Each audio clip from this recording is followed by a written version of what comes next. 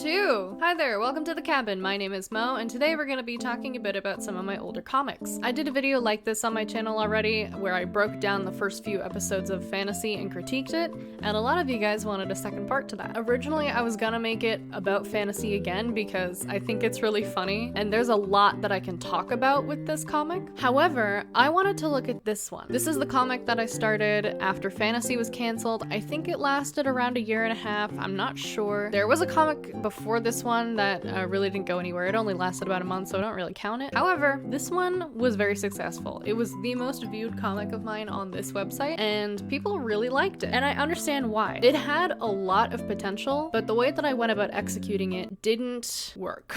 So we're gonna look at the synopsis again, because that's what we did the last time. Camaraderie, mutual trust and friendship among people who spend a lot of time together. Ronnie found comfort in the camaraderie the group shared. Camaraderie is a fantasy comic filled to the brim with mystery, drama, heartwarming scenes, comedy, and of course, a romance. Prepare yourselves for a wild ride with this one. Again, doesn't exactly say anything about the story or plot. The issue with this story is that the world problem and the relationship problems did not have a balance. The world problem ended up being way bigger than the relationship problems, and the relationship problems should have been the thing that I focused on, considering, you know, that's what the setup for this was. It had mad potential, but I didn't execute it well. In my current comic, Road to the Remedy, the relationship problems are directly influenced by the world problem, which is why it works. The cause for the relationship problems are not always the world problem. However, the way that the characters go about dealing with those relationship issues are directly influenced by the world problem. For example, characters wanting to reconnect due to the severity of the situation. The story also mostly focuses on the characters and not the world. It focuses on the world in the times when it needs to, but for the most part, the story is centered around the characters and their relationships and their lives. As you see here, the comic starts off with Ronnie, but Ronnie is not the main character. The main character is Luna. The comic starts off with Ronnie because she initiates the movement of the plot, so it's important to focus on her in that moment. However, the movement of the plot is entirely based around Luna. It's based around what she is getting into, it's based around what her friends are doing because of her. It's influenced entirely by her. The plot moves because of her influence, and it isn't specifically because of things that she is doing, it's because of things that people are doing with her in mind. That is why she's the main character. It starts off with Ronnie because she initiates the plot. However, the rest of it is totally centered around Luna. The way that I've kind of looked at it is Michelle is like the main character of the world, but Luna is the main character of her world. So Luna is like the main character to all of the other characters, which is what the story for the most part focuses on. It focuses on the characters and their relationships with Luna and their relationships with each other. Take that as you will. The story is almost 2 years old, but there's still only 4 chapters out because I've been on hiatus for about a year. Back to Camaraderie though, the main character of this story is intended to be Ronnie, but the plot does not focus on her, and it does not change based on what her character does. The plot has nothing to do with her, which makes her role as the main character a lot less effective. Before we delve into the prologue, I want to let you know that this comic starts off with a suicide attempt. So there are timestamps in the description sectioning out the part where I talk about suicide and how to write that kind of thing, coming from the perspective of someone who has been in this kind of scenario. But if you're not comfortable with that, you can go ahead and skip this part. That is entirely up to you. Just be aware we are going to be talking about something very heavy and sensitive to some viewers. So with that in mind, let's take a look at the prologue. So I have a lot to talk about. This is Ronnie. You'll notice something interesting about her. She does not have ears, she does not have a tail or horns or wings or anything like that, which is very out of the ordinary for my comics considering I like drawing fantasy creatures. But here, she is just a human. She does not look happy. That's because she's not happy. If you take a look at the text, you'll know why. There are 2 things that I want to talk about in this. There is the perspective from a writer and the perspective of someone who has experienced suicidal thoughts. So as someone who's been in a situation like this, I can tell right away there is an issue. Everyone experiences depression and suicidal thoughts differently. I'm going to be talking about the way that I've experienced it and how I would change the scene based on how I've experienced it.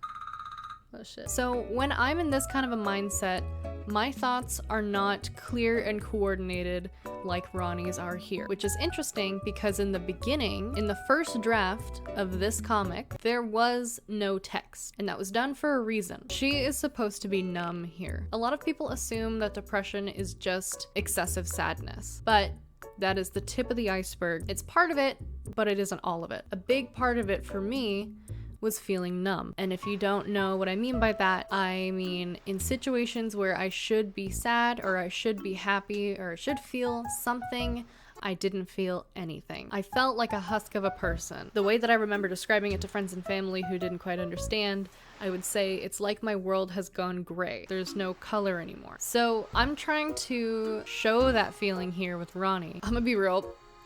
A lot of this was me projecting. So Ronnie here is supposed to be numb. And when I get numb, I'm not thinking. It is eerily quiet. I don't have the energy to think. That's a big thing about depression too, is the lack of energy. Not in the sense that I'm tired, I need to sleep, in the sense of I cannot move. I cannot get out of bed. Like, I do not have the energy to move anymore. And it would get so bad that I wouldn't have the energy to think. I would not have an internal dialogue. If you watched my other video, which I highly suggest you do, it's funny but educational, you know how I feel about internal dialogue. I don't particularly like it.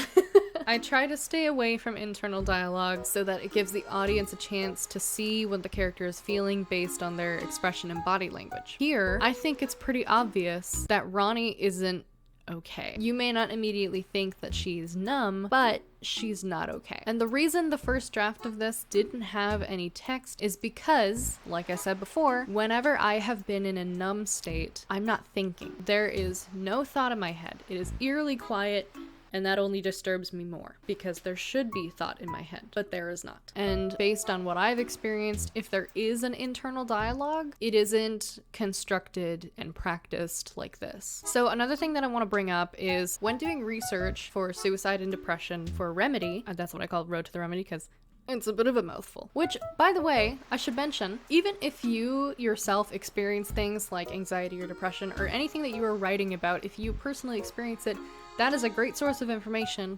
However, it's important to still research what other people go through so that you have a wider understanding of the effects of that thing that you're writing. So yes, even though I do struggle with depression and I have struggled with suicidal thoughts in the past, I still wanted to do research on it to see what other people have gone through. And I remember seeing one comment somewhere, I don't remember where, but there was a comment somewhere that said, people who are suicidal don't want to die.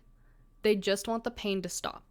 And I have never been able to put it into words before, but that is exactly what it felt like. When I was suicidal, I didn't want to die. I just felt like that was my last option that I had because nothing else that I was doing to get better was working. So I thought, this is just how life is, and if that's how life is, I don't want to live it. So this is Ronnie trying to convince herself that being dead is going to be better than the situation that she's currently in. Nowhere in here does she say, I want to die.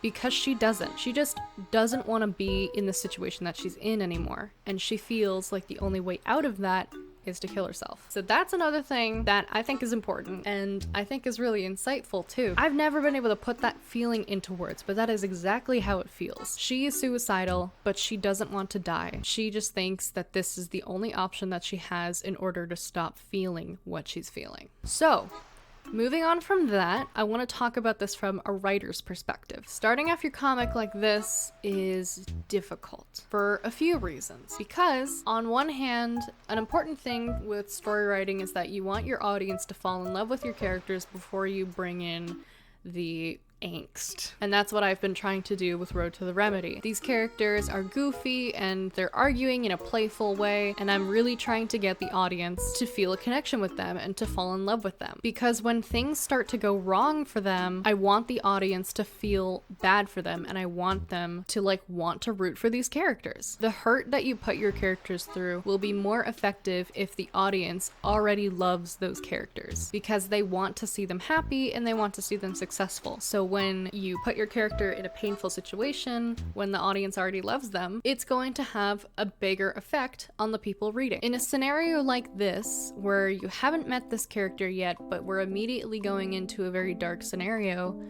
it's conflicting, because on one hand, people who have been in this situation, and even people who haven't, have the capability to sympathize with this character and want her to be okay. But on the other hand, you have not met this character. In this stage of this comic, you guys have no idea who this is. You don't know what her motivations are. You don't know what her life is like aside from this small sentence that she gives us. So we haven't had a chance to fall in love with her yet, meaning this scene will not be as effective as it would be if this happened later on in the series when we really got a chance to fall in love with her and want to root for her. It is a very confusing way to start off a comic, but I do think it can be done well. This was done okay, but it could have been better. I don't know how I would have written it better, because I don't think I would start off a comic like this just because I don't know how I would write it. I don't know how I would go about writing this, because I think it's a very tricky thing to write, because on one hand you want it to be accurate to what this kind of mindset feels like, but you also want it to be like,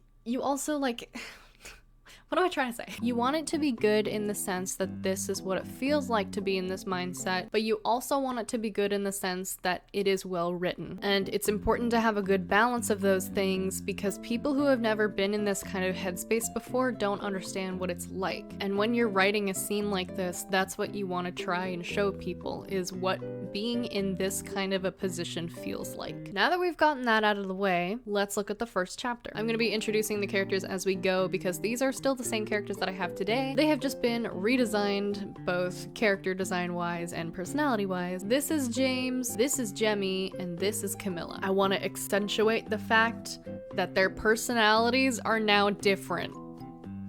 And I'm saying that specifically because of this one. This is Blanc, this is Michelle, and this is Ronnie. So in this fucking in this story, Jemi is supposed to be like a motherly character. She's supposed to be a mother figure for Camilla. But it's not... I don't like her.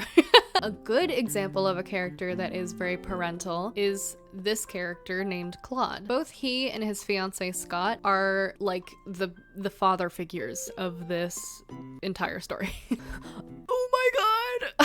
He is LGBT. I don't have a specific label for him. I think he's unlabeled, but he's attracted to men. And I did not do this intentionally. Back to what I was talking about, Claude is a very fatherly, parent-like character. I think I did this much better than I did with her.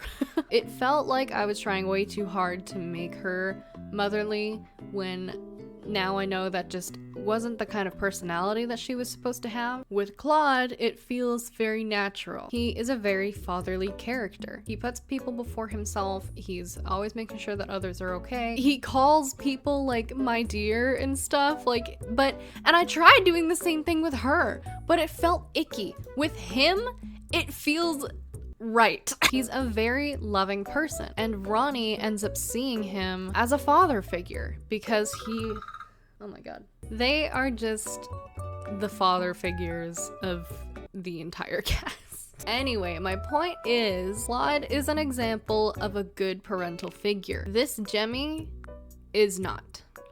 And I will show you why. At first, she seems pretty sweet. Oh my god, why did I do this? In this universe, there's like magic radiation that comes off of these portals that's like harmful to the body. It's basically just regular radiation. I don't know why I had to specify that it was magic radiation. But also, I spelled magic with a K because I was like, well, spelling it with a C is like too generic. Like, I want to be quirky and special, so I spelled it with a fucking K. Here's supposed to show the mother-daughter relationship between Camilla and Jemi. Michelle!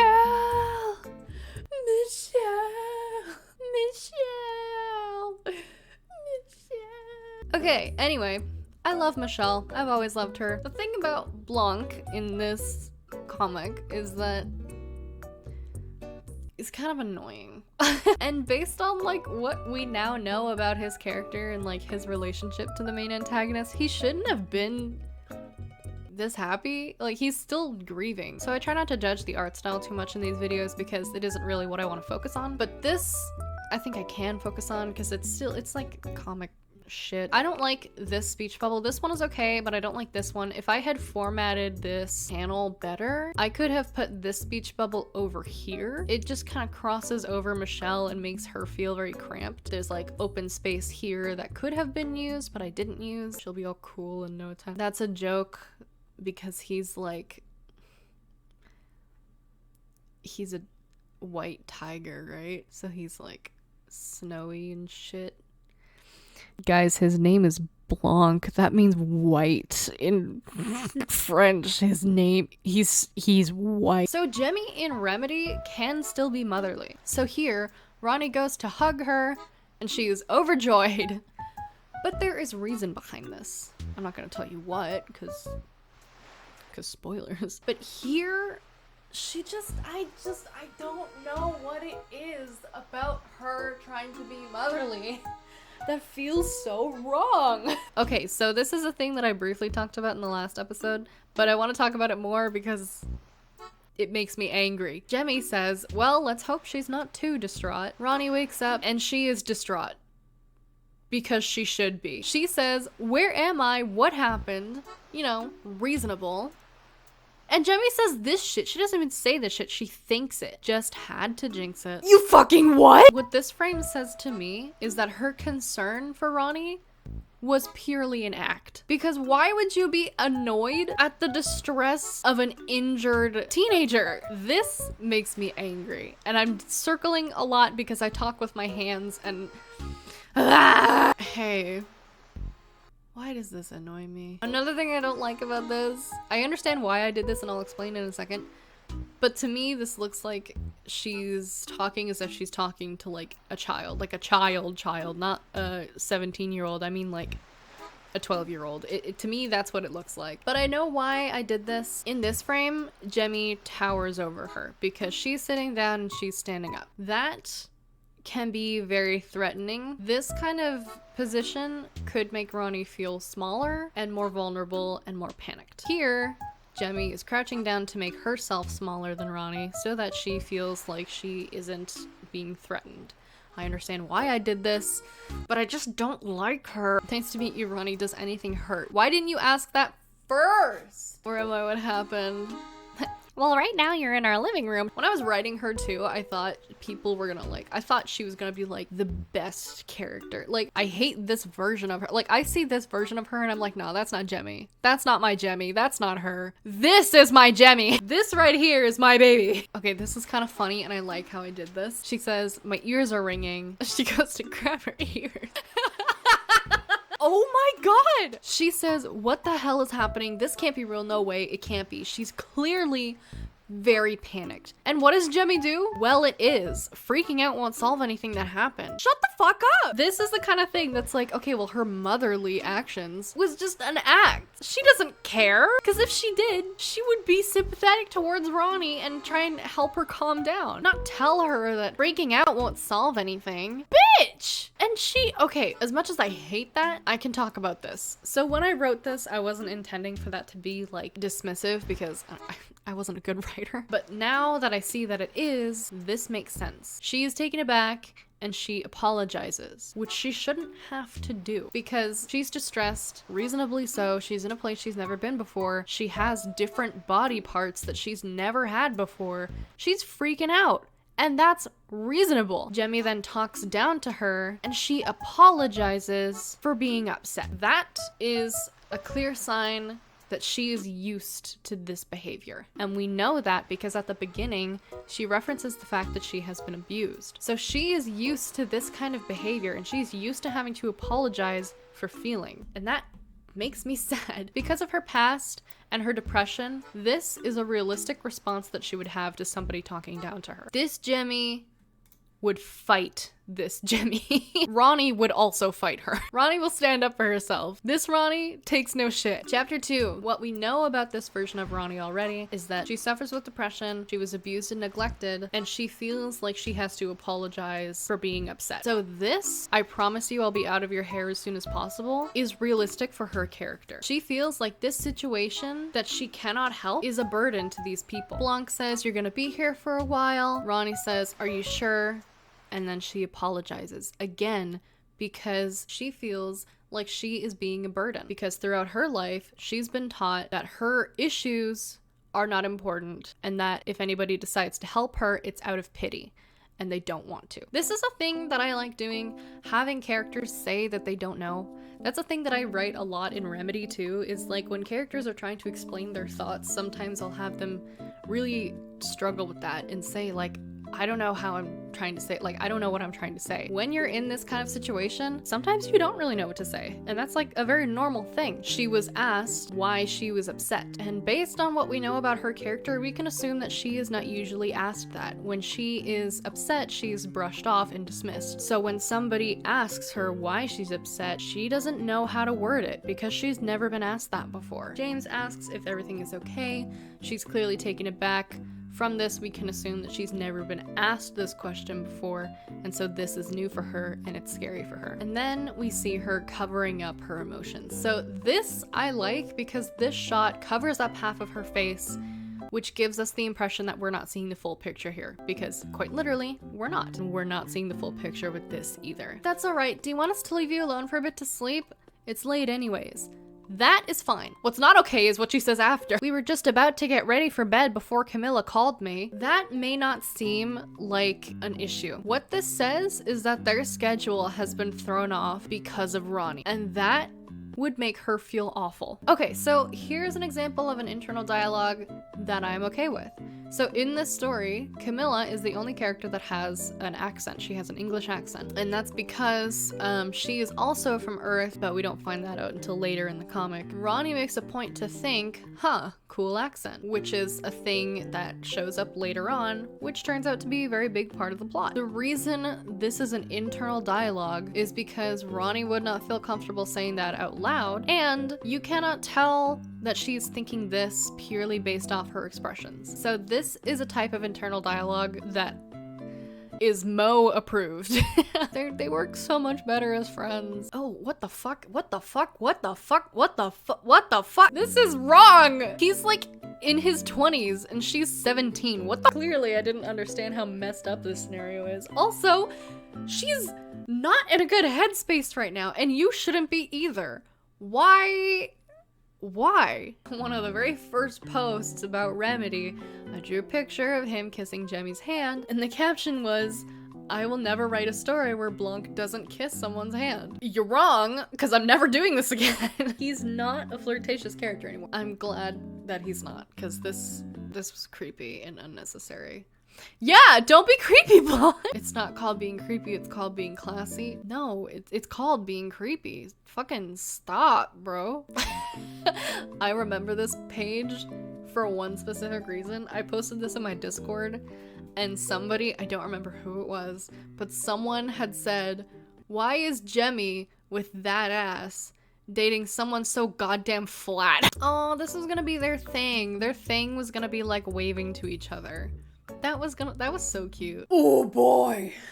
This is a monstrosity of a page. This pains me. So a general rule that I like to follow when making my comics is I try to have it so that the text goes from left to right, top to bottom. So that's how you read it, as if you're reading a novel. This is confusing because this does go left to right, top to bottom, but it goes, you have to read here, and then you have to go down here, and then you have to go over here and read down. So this is confusing. It's not well positioned either.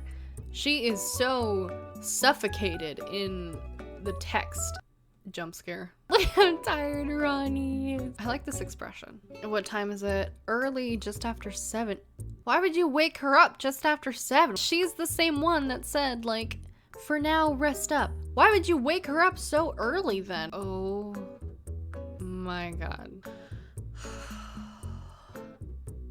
I know what's wrong with her. She is a pick-me girl. She's the kind of person that tries to be quirky and different. She's like, oh, sorry, I was rambling. I didn't realize. I'm so quirky. I still have characters that ramble. A thing that James does sometimes is that he rambles. When this James rambles, he does it titty. I have to edit this page and take out the things back here because there's no reason for them to be there. Oh, I have to take it out of here too. Wait, that means I have to redraw this whole fucking page. Oh, god damn it. Oh, shit. Shit, I have to redo this one too because of the fucking, why did I put this in there? There's no reason for there to be like bookshelves in the background. So when James rambles, he does it because he gets triggered by something that he's interested in. His character can be very technical. He's a mechanic, he's an inventor. He likes to explain his thought process. So when he rambles, it's because it was prompted. And he wants to explain the situation. He wants to explain his thoughts. This is just rambling for the sake of rambling, which isn't needed because this poor sweetheart is distressed.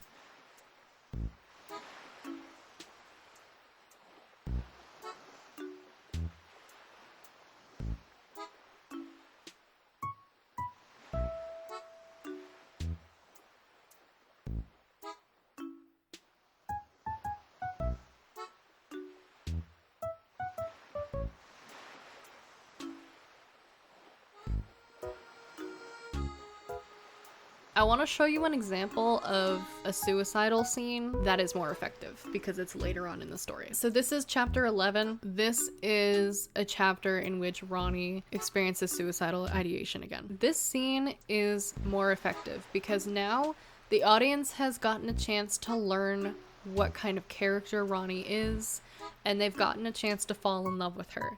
So this scene is way more terrifying because now people love her and they want her to be okay. So this scene, this picture here, I like this because to an outsider's perspective, this is a beautiful scene. But to Ronnie, this is terrifying. There's a couple pages here where it's just beautiful scenery and it's like looking at everything very calmly. And then the next page is how she feels.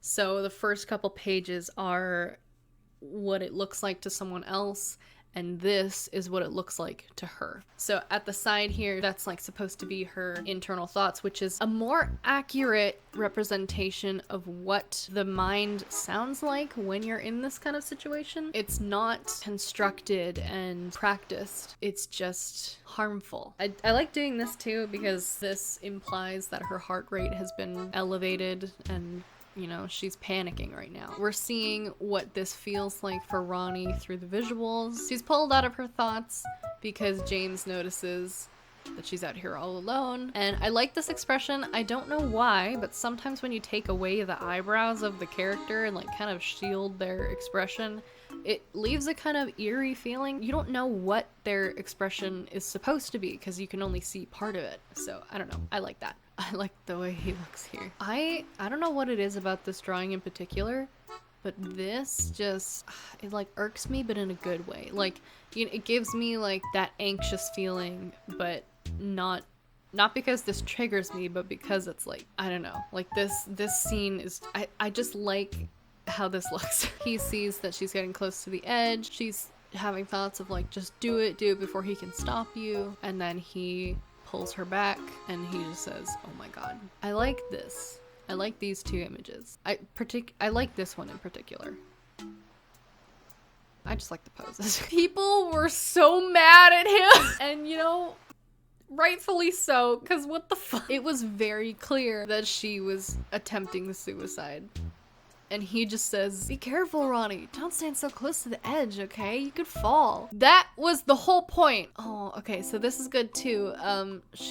Back to that like whole lack of energy thing. She doesn't really have the energy right here to disagree or to like explain herself or cry even. She just says, right. And nothing else. Sorry, thank you. It's okay, I'm glad I showed up. Okay, so here I would have had him say, like, you don't have anything to be sorry for. Like, I'm just glad that you're okay. Are you okay? He asks her why she's out here. She lies and said she's just watching the sunset. She asks him and he's like, coming to watch the sunset. Jemi and I come here often. You could do so much better, bro. Why? These two made for each other. This is a good relationship. It's not awful, but it could be better. It's not as bad as Fantasy, where I was just shoving it down your throat, but it's not bad. They're not an established relationship, which I think is the problem, because they should be an established relationship. They should already be in a relationship. It should be like Scott and Claude, where it's an established relationship since the beginning. This subplot of them pining after each other and stuff isn't necessary and feels kind of messy. I feel like they should never be in that situation. Like, they should always be a established relationship, because that's just how they work. That's what they're supposed to be. They're meant to be an established relationship. I don't think that this works, and that's why this does. This is something that I don't think I intentionally did when I was writing this or like illustrating this, but I'm so glad it turned out this way, because this has a shit ton of symbolism. So let's take a look at their body language for a second. He looks happy, his arms are open, like chest is exposed, like he's in a very open position. He looks very relaxed. She, on the other hand, has her knees pulled up to her chest and her arms wrapped around those knees, and she's looking away, and she's also covered in shadows, whereas he is kind of covered in sunlight. So there's a lot of symbolism going on here. I didn't intend for that when I illustrated this, but I'm glad that it turned out that way, because it looks really nice. Again, he asks her if she's okay, and since she doesn't know how to respond to that, she looks confused and uncomfortable, but still answers yeah. But we can tell from her expression that this isn't the truth. He gives her a questioning look and then asks her, are you lying? So this I wouldn't put in. I would take away this and I would instead give him like a more genuine face and be like, are you sure? Sure that you're okay? Instead of him asking her if she's lying, because this is accusatory. This would make her feel bad. This would make her apologize. And again, feel bad for feeling at all. The thing that's wrong with this to me is that she didn't say that because she wanted to. She said it because he questioned her, and she knows that she's been caught. So at this point it's like, okay, well, why even bother lying if he already knows that I am? It would be more important to show her deciding to talk about this on her own, because that would be development from the first chapter where we see her lying, or was it the second? I don't know. One of the first two chapters where we see her lying about how she's doing because she doesn't want to burden other people. If she decided to talk about her feelings here, that would show development in her character, because now she is comfortable talking about her feelings. Even if it's just with one specific person, she does feel comfortable enough to talk about it, which is improvement. He asks her what's wrong. She says, I don't want to bother you. Bother me? Yeah, you don't have to pretend to care. I'm not stupid. What makes you think I'm pretending? I don't know if this is okay. I probably could have worded this better, but maybe this is fine. I don't really know. This could still be kind of accusatory, but she says, I don't know. She is now put in a situation where she has to answer a question that she's never been asked. And a thing that depression likes to do is it likes to convince you that people don't care, when in reality that isn't true. And because she knows that that isn't true, she cannot come up with a reason why she thinks that he's pretending, because she knows that he's not. That's the thing that I think some people don't realize about depression, is that realistically, you know that there are people that do care about you. However, just because you know that doesn't mean that you believe it. You can know realistically that people care about you and that there are people who want to see you doing okay. But at the same time, it's hard to believe that because you're so deep in your own thought that they don't care. And it's hard to convince yourself that they do. And even if you know that they do, it really feels like they don't. Depression is a very tricky thing. But here we see when she is asked, why do you think I'm pretending? She can't come up with an answer, because in reality, she knows that he's not. And because she knows that to be true, she cannot come up with a reason as to why she thinks he's not being truthful about it. He says, you're not bothering me. In your situation, I'm not surprised you're upset. You must miss your home. She hesitates and says, yeah. This is important because we know from the beginning of the comic that her home wasn't a good place. She was abused and neglected to the point where she was suicidal. This is slight improvement. Again, I didn't intend for this when I was illustrating this, but I can point it out now. She is not as shrouded in shadow anymore, and she is now looking forwards, which isn't a huge improvement, but it is a change. She isn't looking away from him. She looks a little bit looser. She is slowly coming around. So she shakes her head and she says, I don't know why I said that. I don't miss my home. It was a bad place. This is important. So she had lied and said that she did miss her home because she's used to lying about the way that she feels. But now that she's put in a position where she feels comfortable enough to talk to this person about how she actually feels, she retorts on that and says, I don't know why I said that. I don't miss my home. So she opens up about the truth. This is important because this shows character development. Last time I said that character development is not giving them trauma. That can be character background, but it is not character development, and their character development should be based on that background. This is a good example of that. At the beginning of this comic, she did not feel comfortable enough to open up to anybody about how she truly felt, and that was because of her past. That was based on what she has went through. She now feels comfortable enough with James that she can talk about how she actually feels. This shows character development. He doesn't say anything, and she looks uncomfortable because she took a risk by opening up to him, and so his silence is scary to her. Oh, that is a good expression. I like that expression. The issue that I have with this is that she immediately goes into talking about her trauma and seems to not really struggle with her words, which says to me that she has talked about this before, which we know that she hasn't. She hasn't ever talked about this before with someone, and so talking about something like this for the first time, especially if it's something so traumatic, you're not gonna be totally fine when talking about it. You're probably going to cry, you might panic, like you're not gonna have a very practiced and put together string of paragraphs. Like, you're gonna struggle with that. I know that I struggled with that. Trying to open up about something traumatic that happened to you for the first time is not an easy thing to do. He reassures her, says, if you ever need someone to talk to, I'm here for you. Like, I'm sorry. This is kind of funny, and it kind of breaks the tension that these two had. And so he just says, holy shit.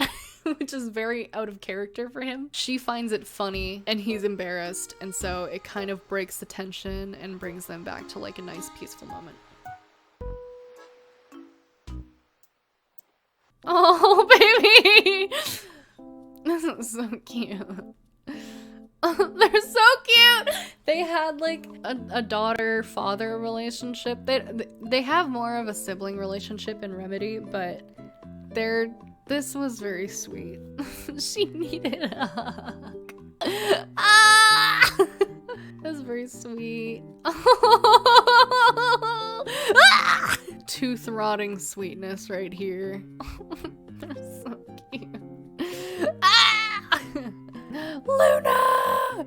This is what Luna used to look like. Look at Michelle. Look at how cute she is. So she comes out. Okay, so she hesitates and then she gives him a hug again. I like this a lot. And they all hug. This is so cute. Look at Luna. Look at her reaching out arms. She's like, give me a hug.